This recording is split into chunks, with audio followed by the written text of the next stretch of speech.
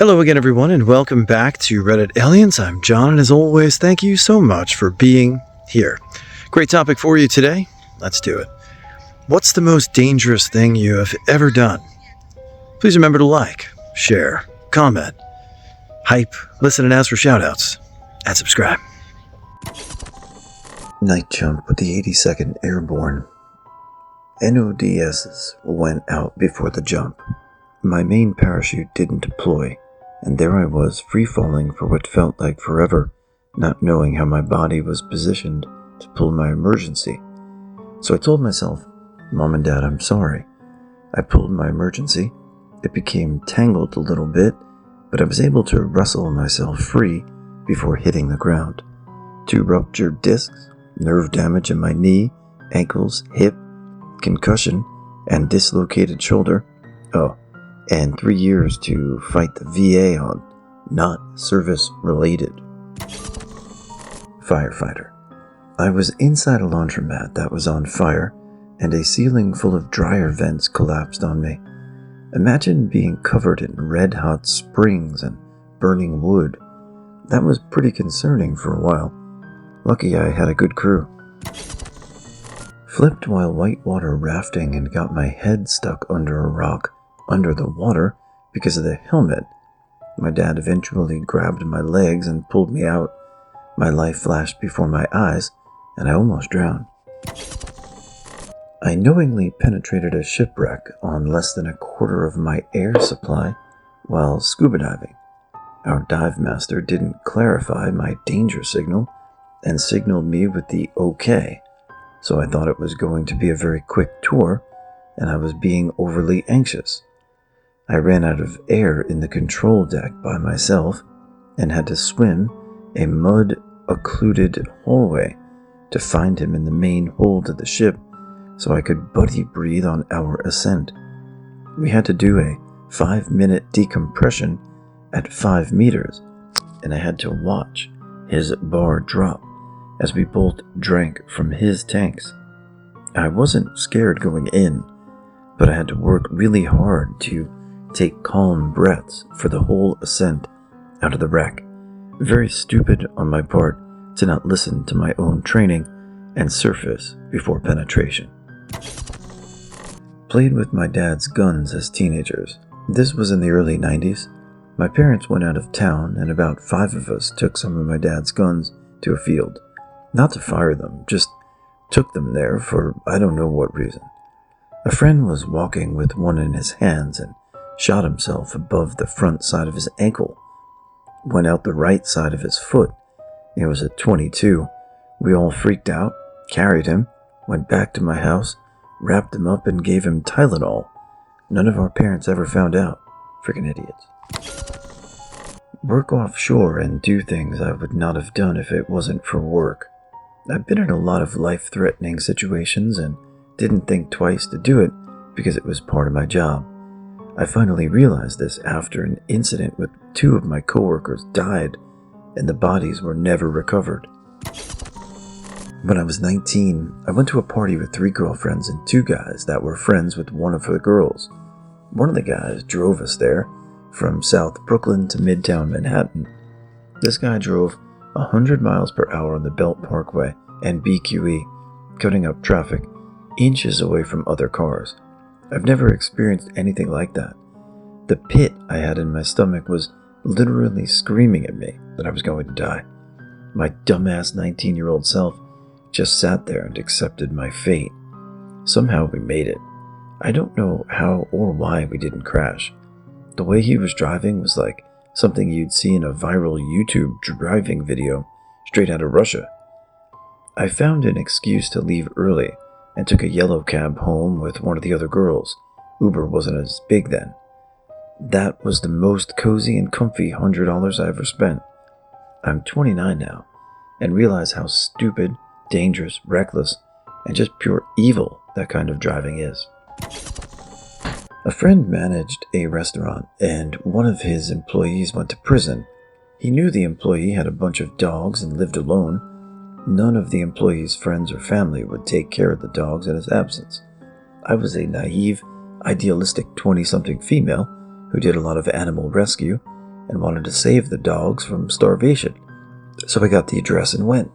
It was a very bad neighborhood. I didn't bring anyone with me or carry any sort of protection, not even mace.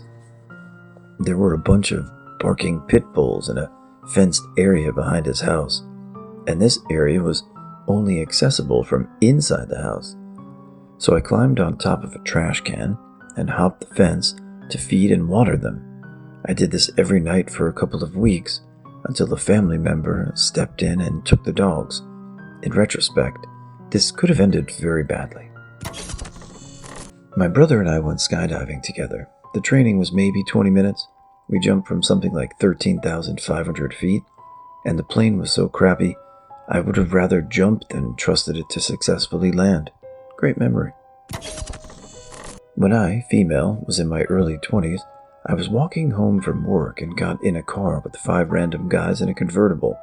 I had to sit on the middle console. A cop pulled us over and asked what we were doing. They said, taking her home. He said, no, you're not. Get in my car. And the police officer took me home. I could have been killed that day. I have several, but this one was dumb. A friend had a body shop. We took a huge balloon and filled it with acetylene, wrapped it in newspapers, and stuffed it in a cardboard box. Went behind a shopping mall theater and lit it. By the way, I worked there. The resulting explosion shook the building so hard that one of the sinks fell off of the wall. The cop who was security there came flying out and was all excited and wanted to know how we did it. Then he remembered he was a cop and told us not to do that again. Our ears were ringing so loud that he was hard to hear. It was days before I got my hearing back. Yes, I'm Gen X. Back before fentanyl was well known, someone gave me a fentanyl patch and I tried to figure out how to take it apart and get the stuff out of it, so I could get really high instead of just waiting for it to slowly soak in. I lost interest and gave up, not realizing until years later there was way more than enough fentanyl in there to kill me. When I was in my 20s, female, my car broke down. I was far from home and I had looked through my phone and mentally checked off all the people in there, literally over 300 numbers, who would not help me. In my head, I couldn't imagine one of my friends coming to help me in the situation. 2 men showed up and asked if I needed help. In my desperation and angst for my parents to not find out my car was broken down again, I accepted. They were very clearly old school GDs on the south side of Chicago. After they looked at my car, they said I needed parts and that they would drive me over to the auto parts store. I got into the car. Immediately after I got into the car, I panicked. I was sitting in the front seat and the friend was sitting behind me.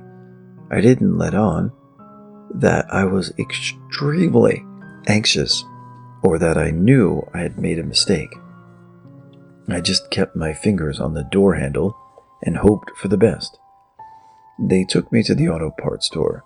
They even bought the parts because I'm an idiot, 20-something female with no brains or money. They brought me back to the car and put the parts on and wouldn't give me their phone numbers to pay them back. The only thing I know is that the driver's name was Terry, and that was the top 3, the nicest thing anyone has ever done for me, and I'll never forget him. He told me that he hoped that if his daughter were ever in that situation, that a man would help her just the same. Looking back, I'm grateful, but do not get into cars with strangers. Things could have ended very differently. Hey guys, out here today working a race for on Long Island. Anyway, I do race announcing too on the side, another thing I do. But hope you guys are well. Hi to Bubbly Pink Cola. Thanks for the reach out all the way from California. Yeah, most interesting I've done, probably something military related in the Marine Corps, on some shoddy helicopter rides for sure, but it's not the format for that today. Anyway, one of these years we'll talk about it. Hope you guys have a great day, and we'll see you tomorrow. Had an event that ran so late, so had to drive solo to a rave a couple of my friends went to. It was about an hour and a half drive from our school. Rave finished up and we didn't have anywhere to stay or meet anyone, so me and two other people decided to head back to school. I was driving by myself, and I had been responsible in terms of not drinking, but I had also only slept like 2 hours the night before finishing an assignment. Fell asleep at the wheel for a minute or two, woke up to the other car blaring their horn and my cell phone ringing. Apparently, I had drifted across multiple lanes, really lucky I didn't crash. Sleep deprivation and driving is stupid. I've done a lot of dangerous things like skydiving, whitewater rafting, and inadequate vessels, jumping cliffs on skis, etc. That was still the most dangerous thing. I was 20 and watched a documentary about some scumbag porn producer and thought I was smarter than him. Emailed him some pics. I was on a flight from Newark, New Jersey to South Florida 2 days later. I was not smarter. I was a very naive young girl. After blowing up a little, directors liking me, small crowd, word spread, I got invited to parties and shit with big names in that world. Got invited to an after-party bar with a videographer I swore up and down didn't like women. He roofied me. Woke up in the middle of it in some Miami high-rise, blacked back out. Woke back up in an Uber headed to my agent. Called him in tears, saying the last thing I remember was taking a shot at the bar with blank. He said, "Not again." I didn't have anywhere to live in Florida since I wasn't from there. I didn't know anyone, so I was living in his model house, and I still owed him money for rent, so I had to do a few more shoots. I was broken after that, though. Had done drugs before, but someone showed me how to IV in certain spots that aren't visible on camera to get through the scenes. Same guy who made Mia Khalifa famous and I were supposed to shoot one day. I pop on set from hair and makeup, and he takes a look at me in a long drag off a cigarette and says, "You're out of your mind. I can see your pupils. A lot of people just don't say shit, but I'm going to tell you right now you should go home." I didn't listen right away. Took me a few months. Had to do more shoots, pay off my agent, keep up my habit, buy clothes, and makeup to make sure I still looked good, and despite being an addict. Started staying in hotel rooms for weeks at a time. Did a scene with a company that now has lawsuits against them for breaking contracts and allegedly drugging girls as well. My little brother was still in high school. He was constantly getting in fights over it. I still carry a lot of guilt from what I put my family through, just because I got my heart broken by some idiot high school sweetheart and I wanted to get out of my small town. I eventually did get away, moved back home. I went to rehab for 3 months and then sober living for another 3. We do recover. Mouth off to a man when he stuck a gun in my back at my job. He ended up holding the office, all women, mostly ages 18 to 28, hostage for hours. It was at a motor inn, and the police and SWAT team had the building and parking lot locked down. We were a central reservation office for the motor inn chain and had a special phone that was used only between the corporate office and the properties. Somehow, a police mediator got on the line and eventually told the man that there was a bag of money outside the door. He sent me to get it. There were 2 doors that led to different areas. I went to one, and there wasn't anything there. I looked back and the man wasn't watching me, so I ran. He let the rest of the women go a couple hours later. Fortunately, no one was hurt. I flew below the rim of the Grand Canyon once. That's almost certainly illegal, but I didn't check. YOLO. I crash-landed a plane in a farmer's field and walked away. Different flight. Scuba diving, I got turned around and went below the recreational dive limit, 130 feet. That one was dicey. Got stuck in a blizzard in Canada at minus 40 Celsius and walked a couple miles toward the highway before I got tired and decided to lay down for a nap. Farmer pulled me out of the ditch and defrosted me. Weirdly still alive. I still have all my toes, too. Jumped in front of a car. It was so crazy and weird and surreal. I landed on my knee, which was bent, both of my knees went numb as soon as I hit the ground. Everything got really weird and blurry. I saw the car lights. It was at night, coming straight for me, and felt a fear that I haven't felt since. Like a genuine fear that struck through my whole body. Then a realization that something like I'm going to die by my own hands before reaching 15. Nobody will know that I did this to myself. This person will get blamed and called a monster for this. The fear was physically painful, and I couldn't breathe. I couldn't move my legs at all. It was like they weren't even there. I had to physically grab them to throw them out of the road, and while trying to dive with them so I didn't get my head smashed. The car passed like half a foot from my face, just zipped by. I sat there for a little bit, trying to remember what just happened, why I couldn't feel my legs, and why I was so scared. I looked down at my legs and saw that they were mangled, road rash. I was alone too. So I was terrified, since it was so dark and it was the middle of nowhere. No town within 45 minutes, no internet to call an ambulance, no phone on me anyways. I had to do that weird army crawl thing where you drag yourself with just your arms.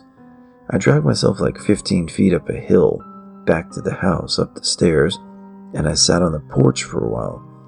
After my dad found me, he had to pick up the rocks and gravel out of my mangled legs with his fingers.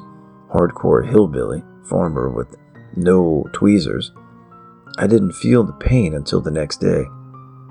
I sobbed so hard because it hurt so bad to try to walk, move my legs, crawl, or even shift. I don't remember everything that happened, but I knew that I almost died completely alone. I was freshly 13. I'm now 14 and better. Still scary knowing that I almost died though. I used to buy heroin off strangers in Kensington, Philadelphia. I'm super white and look like a cop. One time I went there and knew where they would hide the stuff in an alley. I snuck back there and grabbed it and ran 3 blocks to the train, getting chased by a full gang of dangerous thugs. I made it into the train with the doors closing and multiple guys sprinting up to the door as they shut. The look in their eyes through the glass told me I was going to die if they ever saw me again. I moved 2,000 miles away a few weeks later. Cleared for visual flight rules, I accidentally flew into clouds in a Cessna 172 shortly after takeoff from a busy international airport. It was an instant and complete whiteout. Imagine going down the highway in your car at 80 miles an hour and driving into a solid fog bank wall, except that you're in the air. I couldn't even see the propeller in front of me. My mind convinced me that I was still holding the plane straight and level as I strained to see any break whatsoever in the clouds ahead. It was maybe only 1 or 2 minutes before I heard the sound of the engine oddly accelerating. I broke my attention from the windows to look down at the instrument panel, which was telling me that I was in a 30-degree banked dive.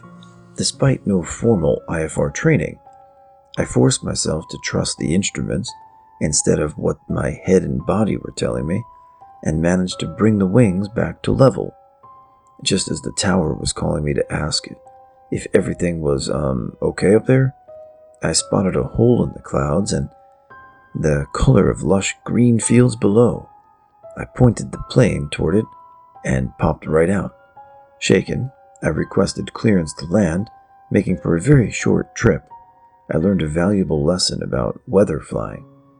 I learned later that the average VFR pilot lasts 90 seconds after flying into clouds before killing themselves.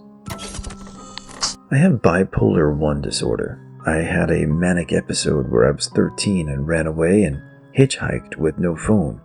Some old dude named Bob picked me up and I smoked weed for the first time.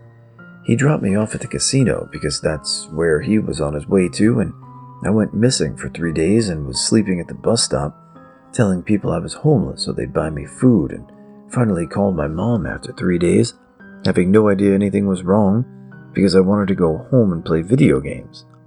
An ambulance came for me because the police had been searching for me with dogs and stuff, and I was admitted to the hospital for 6 months. Besides that, jumping out a second-story window because I thought I could fly, trying to fistfight cops on multiple occasions, starting fights at school with kids twice my size, despite getting my ass beat, and other random instances of getting into cars with strangers because I had no perception of danger, cutting myself with random rusty objects. I'm a firefighter, so going into burning buildings, I guess. Most of the time it's pretty routine, but once we were looking for a missing woman, we found her, but the hallway was untenable. My partner dragged her into what he thought was a bathroom to wait for the crew on the hose to rescue us. But it was actually a hall closet, and there wasn't enough room for all three of us. I shoved her legs inside and slammed the door, then I highlighted it. I've never been so hot in my life. They said all my gear was smoking and all the gear on my upper body was ruined. But all I got was first-degree burns and a few tiny second-degree blisters, thankfully. Unfortunately, she passed away a day or two later. The ME said that smoke inhalation got her. I know guys who have fared much worse. I can't imagine and don't want to know what that feels like because my minor run-in with burns was already almost unbearable. That, or the time I was in paramedic school and working full-time, I was awake for like 52 hours and fell asleep driving home. Not sure how I survived. I probably came closer to dying that time, but the first story's more fun and makes me seem cooler, so I'll stick with that one. When I was 14 or so, I was invited to go on a cruise with my mother and her new boyfriend. My father told me when we got to international waters there would be pot smoking deck, so we should bring weed. I was young and impressionable, and he was my father, so I believed him. When I got to the boat, I had like a 7-inch glass pipe, heavily seasoned, and an eighth of primo bud. The weed was in my fitted cap, and the pipe I just left in the pocket of my skinny jeans. I noticed there's a security checkpoint, and it's already too late to dispose of the evidence. It was similar to the airport where they make you empty your pockets and put everything into a bin and then walk through metal detectors. I approached the front of the line and handed over my wallet, cigarettes, and lighter. The lady then pointed at the pocket with the marijuana pipe in it and told me to put it in the tray. Hands shaking, I pulled out the pipe and showed it to her and said, "It's a pipe." She pointed at the tray, so I plopped it in there. There was a police officer handing the trays back to the other end of the conveyor belt, so I assumed I was screwed. Then after I walked through the metal detector, one of the other guys points at my hat, so I give it to him. He checks the inside of the front and hands it back to me. Weed was in the back of the inside. I grabbed my hat and looked toward the police officer, who's sure to see my pipe, but right when my tray comes out, my mother, who had no clue of any of this, poked him on the shoulder to ask him a question. He turned around to answer. I grabbed my pipe stuff, everything in my pockets, and briskly walked away. There was a white guy behind me with dreadlocks, and he saw the whole thing. Before I got a chance to walk away, he looked at me amazed and asked, "How'd you do that?" I just smiled and got out of there. Big wave surfing. Not like the Jaws or Nazare monsters, but 20 plus feet, which we hardly ever get where I live. Took forever to paddle out. I was gassed. A set came, so I paddled in. Made the first wave, was terrified, but also had a blast, so I paddled back out. Wiped out on the second one I went for. Tumbled, ragdolled in a manner more violent than I could have imagined. Hit the bottom, eventually it passed. I have no idea how long I was under for it, but it felt like forever. Came up, got one good breath before the next wave unleashed the same hell. Fortunately, the set was done after that one. I swam in because my board broke during the proceedings. Collected both halves of my board and sat on the beach trying to process what the hell just happened.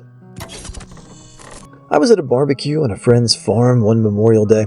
Big event. They raised beefalo, hybrid buffalo and Charolais cow. The weather changed, and in very short order, we realized there was a tornado across the way, heading toward us. I hopped on a tractor with some other guys to floor it back to the cellar. Their buffalo, however, decided to square off, so he's trying to charge us with a fucking tornado, literally on our asses.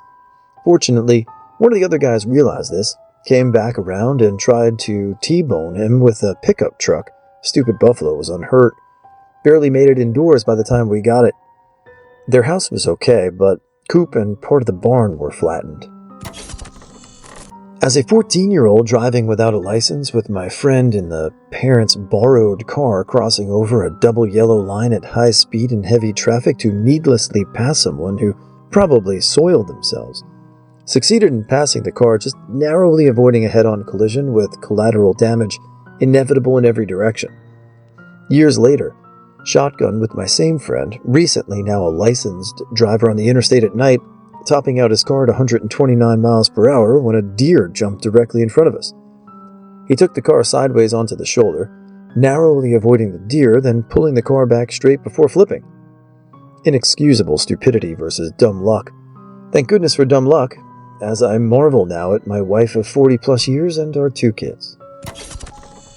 Most dangerous thing I've done? Probably just roller coaster rides. Not much more adventurous than that. Most dangerous thing that ever happened to me? I got acute epiglottitis. Apparently it's supposed to be an instant ER visit and instant admission to the ICU, but my ENT dropped the ball and told me to only go in if I started having trouble breathing. Well, I agonized all day over whether to go in or not, because it was a little difficult to breathe, but not that difficult. I couldn't even swallow my own saliva, my throat was that swollen. But I was waiting for it to become painfully obvious I couldn't breathe, I guess. I ended up going into the ER that night, sheepishly thinking I was being overly paranoid and that they'd send me home. The doctor took one look down my throat and got mad at the nurses for not bringing in the crash cart or something like that. They admitted me and took me straight up to the ICU and had me on IV steroids and antibiotics. I later learned that things can change on a dime and death can occur very quickly, and I should have been sent straight to the ER as soon as my ENT knew what it was. Had I stayed home that night and gone to sleep, I don't even want to think about what could have happened. Back in my younger days, I was a TV news videographer. One night, there had been a reported shooting in the neighborhood, and by the time I got there, the cops looked around, found nothing, and were leaving. I still needed footage, but the cops told me that wasn't a good idea to go down those streets. Stupid me went ahead and went on in to get some kind of video, so I wouldn't get in trouble with the assignment editor. I immediately ran into a group of really intimidating people who were asking who the hell I was, then proceeded to want to take video of them. They took me to where the shooting had occurred, pointed out bullet holes in the house and nearby car, and really helped me out. In fact, if anything happened again in that area, they would call the newsroom and let them know they wanted me to come to get footage. A couple of them I still talk with all these years later. Even though it worked out for a dumbass like me, I wouldn't recommend anyone else being this foolhardy. My phone died when I was out at a party in Mexico in high school. I was too scared of missing curfew that I got a ride from strangers outside the club. They were nice but couldn't take me all the way home, so I decided to walk about 8 to 10 blocks home. Long story short, a man in a black mask and hood was following me. He ended up grabbing me when I was a few blocks from my house. He didn't grab my purse or my phone, he grabbed me. I screamed and was able to fight him off. Luckily, some taxis noticed my screaming and chased after him and called the police. It was really dumb, really dumb. But I was more concerned about being late for curfew and getting grounded than being safe. I'm a parent now, and it makes me realize how stupid I was being. I've done some pretty reckless things while out backpacking and trekking. When I did the John Muir Trail in 2020, which is 220 miles of hiking from Yosemite Valley to the summit of Whitney, I could have come close to a very, very bad situation. We had to push it hard as we started on it August 1st and had a flight leaving LAX on the 12th, which meant we had to finish the trail on the 11th at the latest. That means an average of about 20 miles hiking a day with a 35-pound pack, going over mountain passes at 12K feet in elevation every single day. It was during COVID, and it was amazing as there wasn't many people at all on the trail, but with 3 to 4 days left to go, we were running extremely low on food, asking every single person that I saw if they had any extra snacks. Within 3 days left to go, we were on a 22-mile day and only had breakfast by 1 p.m. We were in a major calorie deficit, baking in the sun, needing to keep our pace while walking. Thankfully, a group of Californian teenagers that were all siblings basically saved us and gave us a bunch of tortillas and other things. It was a brutal last 3 days. Woke up dizzy, horrible stool movements, aching everywhere, bleeding on both ankles. The hardest part of the whole thing was the last day, summiting Mount Whitney at sunrise. I love the JMT, but it was the hardest thing I've ever physically done. Nurse here. I used to work at a level 1 trauma center in a city in the ICU. I had a patient who was affiliated with a gang, and his brother came in to visit during my first shift with the patient. Patient wasn't going to recover, and the brother refused to believe it. While I was alone in the room with the patient and the brother started telling me, "You better fucking save him or I'll dice your throat." I was so burned out and depressed working this job that my response was, "You know what? You'd be doing me a favor. I got off work at 7:30 tonight. I drive this color car and this sticker is on my rear windshield. I'm parked in this garage at the intersection of this street and this street on the 3rd level. I'll see you then." Management freaked out when they heard what I did and said and insisted I have security drive me to my vehicle after work. I said, "Nope, he won't show." And he didn't. I also was going on a first date with someone after that shift. I texted him about an hour before the end of my shift and said, "Hey, if I don't show, I didn't ghost you, I'm probably dead." And when I got to said date, he was very intrigued to hear the story behind the text.